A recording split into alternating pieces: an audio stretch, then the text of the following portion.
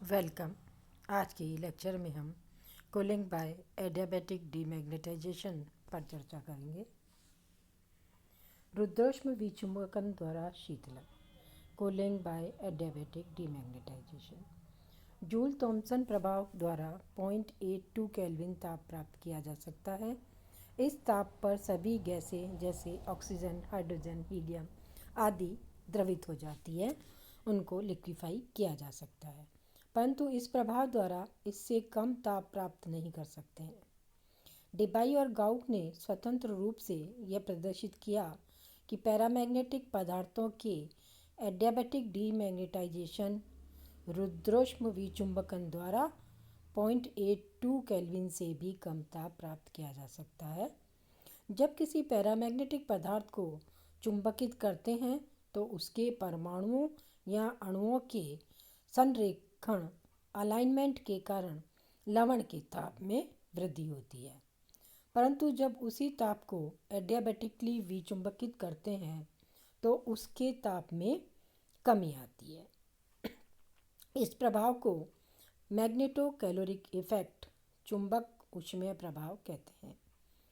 इस सिद्धांत का उपयोग गाउक और डोगाल ने गैडोलियम सल्फेट पैरामैग्नेटिक लवण का रुद्रोष्म विचुंबकन करने से किया।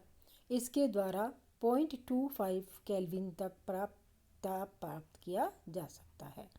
डिहास और वियर्समा ने कुछ प्रकार की फिटकरियों जैसे पोटेशियम एल्यूमिनियम सल्फेट आदि पैरामैग्नेटिक लवणों का उपयोग करके 0.002 केल्विन तक टेम्परेचर प्राप्त करने में सफलता पाई।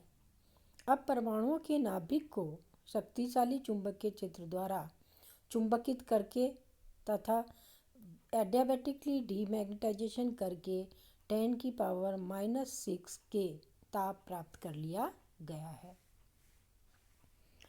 इस विधि द्वारा न्यून ताप प्राप्त करने के लिए एक कांच की नली में एक पैरामैग्नेटिक लवण जैसे गैडोलियम सल्फेट या पोटेशियम एल्यूमिनियम सल्फेट सैंपल रखते हैं। इसका संबंध टी नली द्वारा हीलियम कक्ष से तथा निर्वात पंप से होता है। इस कांच की नली का ए द्रव्य हीलियम से भरे डेवार फ्लास्क में रखी जाती है। इस फ्लास्क को एक अन्य फ्लास्क द्रव्य हाइड्रोजन से भरे फ्लास्क में रखा जाता है। इस प्रकार द्रव्य गैसों से भरे फ्लास्कों को एक दूसरे में रखकर ताप प्रवणता उत्पन्न कर देते हैं ताकि सैंपल द्वारा प्राप्त न्यून ताप वातावरण के संपर्क में न आए। पैरामैग्नेटिक लवण के रुद्रोष्म विचुंबकन द्वारा प्राप्त न्यून ताप को नापने के लिए कांच की नली का ए के ऊपर चालक कुंडलियाँ लपेटी होती है, जिससे मैग्नेटिक ससेप्टिबिलिटी को नापा जाता है। क्यूरी के अनुसार पैरामैग्नेटिक लवणों की चुंबकीय प्रवृत्ति ताप के व्युत्क्रमानुपाती होती है। संपूर्ण उपकरण को चुंबकीय ध्रुवों मैग्नेटिक पोल के मध्य रखते हैं। आइए फिगर से एक बार और इसे रिवाइज करते हैं। ये मैग्नेटिक पोल है एन और एस, इसके बीच में ये ए ट्यूब है जिसका ऊपरी सिरा टी शेप के अंदर है।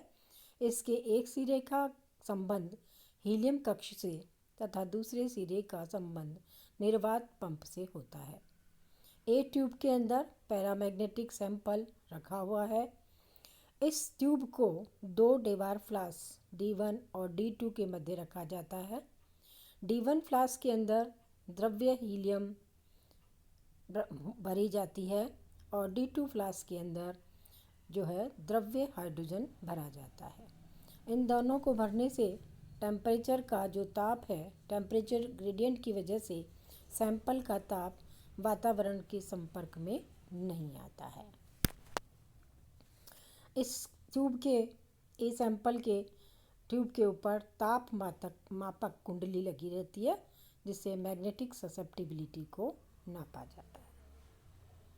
प्रारंभ में कांच की नली द्रव्य हीलियम को लगातार प्रभावित करते हैं, जिससे अणुचुंबकीय लवण का ताप द्रव्य हीलियम के ताप के बराबर हो जाता है।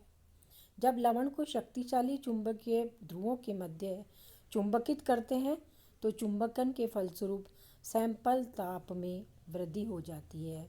नलिका ए में उपस्थित कुछ द्रव्य हीलियम उत्सर्जित ऊष्मा को ग्रहण कर गैस में परिवर्तित हो जाता है।